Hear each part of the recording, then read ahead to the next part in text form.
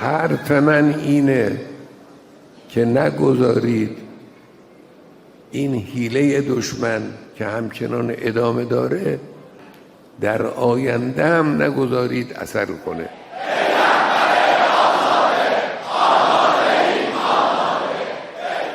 صاحبان دستگاه‌های تبلیغاتی، صاحبان بیان،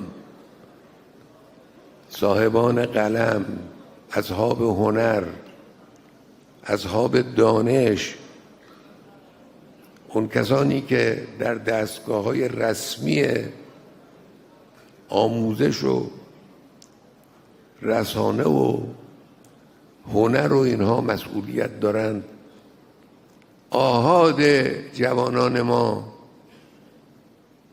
که با فضای مجازی ارتباط دارند، اینا بایستی تلاششون رو متوجه به این بکنند که ببینن دشمن بر روی چه نقطه‌ای تکیه میکنه و انگشت میگذاره، از چه راهی میخواد در ذهن مردم و در افکار عمومی مردم نفوذ کنه.